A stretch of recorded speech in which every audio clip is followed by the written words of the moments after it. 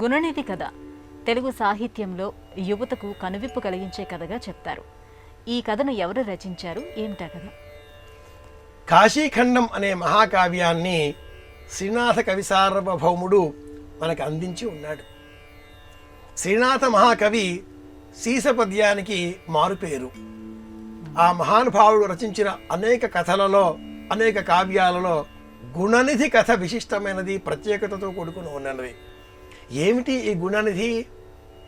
పూర్వం యజ్ఞదత్తుడు అనే ఒక వ్యక్తి, పరీక్షాధికారి, లేక ఒక కుమారుడు కలిగాడు, గుణనిధి. పేరు గుణనిధి, కానీ సమస్త దుర్గుణాలకు నిధి. ఈ పిల్లవాడు చేసే పనులేవి తండ్రి గారికి తెలవనివ్వకుండా తల్లి కడు జాగ్రత్త పడింది. తండ్రికి ఆగ్రహం వస్తుంది కనుక చెప్పకుండా ప్రేమతో, గారాబంతో ఈ పిల్లవాడిని పెంచి పెద్ద చేసింది. పిల్లవాడిని తల్లి తన తల్లిగారింటికి పంపడంతో, అంటే తాతగారింట్లో ఎక్కువగా ఎదిగిన పెరిగిన కారణం చేత జీవత్తాతపాదుండు అని గుణనిధిని శ్రీనాథుడు సంబోధన చేస్తాడు. పిల్లవాడిని ఎక్కువగా గారాబం చేసేది అమ్మమ్మ తాతయ్యలే అని ఈ కథలో ఒక వర్ణన కూడా మనం గమనించవచ్చు. ఈ పిల్లవాడు ఇలా చెడు మార్గాన పోతున్నాడు అని గమనించిన ఆ తల్లి నయానా భయానా చెప్పి చూచి లాభం లేకపోగా వివాహం చేస్తే బాగుపడతాడేమో అని వివాహం చేసినా కూడా అదేవిధంగా చెడు నడతన ప్రయాణిస్తున్నాడు. సకల దుర్గుణాలకు ఆలవాలం గుణనిధి. పేరు మాత్రం ఇలా ఉన్నది.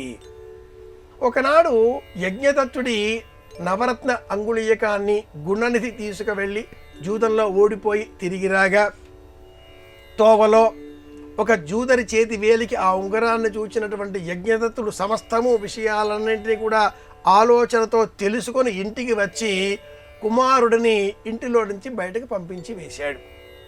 ఇప్పుడు ఆ గుణనిధి వీధిలో నిలబడి పశ్చాత్తాపంతో పరిపరి విధాలుగా బాధపడ్డాడు. నేటి యువత నిజంగా ఈ గుణనిధి ఏ విధంగా పశ్చాత్తాపం పడ్డాడా అనే పద్యాలని స్మరించుకుంటే కాలాన్ని వృధా చెయ్యరు. గుణనిధి ఇలా వాపోతాడు కదా, ఏ సమయానికి ఆ సమయం తగినట్లుగా వండి వార్చే అన్ని పదార్థాలను అందించేటటువంటి కన్న తల్లి కరుణ ఇప్పుడు లేదు. భోజనం లేదు, చదువు లేదు, ఇల్లు లేదు, దిక్కు లేదు, దివాణం లేదు, ఉద్యోగం లేదు, ఇల్లాలు లేదు, పిల్లలు లేదు, వీధిలో ఉన్నాను నేను, సర్వ విధాలుగా నష్టపోయాను నేను. విలువైన సమయాన్ని వెచ్చించి విద్య నేర్చుకునేటటువంటి సమయంలో విద్య నేర్చుకోకుండా, నైపుణ్యాలు పెంచుకోకుండా కాలాన్ని వృధా చేసి ఇప్పుడు ఇలా దిక్కు లేకుండా అయిపోయానే అని బాధపడతాడు. నేటి యువతరం కాలాన్ని వృధా చేయకుండా గుణనిధి కథ జ్ఞాపకం వస్తే అవును కదా, నిజమేను స్మి, కాలం వృధా అయిపోతుందే అంటూ పరీక్షలు వ్రాసుకోవడం, కృతార్థులు కావడం, మంచి ఉద్యోగాలు సంపాదించడం, ఇల్లాలు పిల్లలు, అమ్మ నాన్న అత్త మామ, కుటుంబం, బంధుత్వం, బాంధవ్యం, ఇలా సమష్టిగా జీవించేటటువంటి తరుణాన్ని పెంచుకునే విధంగా నైపుణ్యాలు పెంచుకోవడం ఇది ప్రధానం. నీళ్లు, కాలము, డబ్బు ఈ మూడు సమానం. ఒక్కసారి వృధా చేస్తే తిరిగి రావు. ఈ మూడింటికి సంబంధించిన బోధ గుణనిధి కథ చేస్తుంది. రచించిన ఆ మహానుభావుడు శ్రీనాథుడు.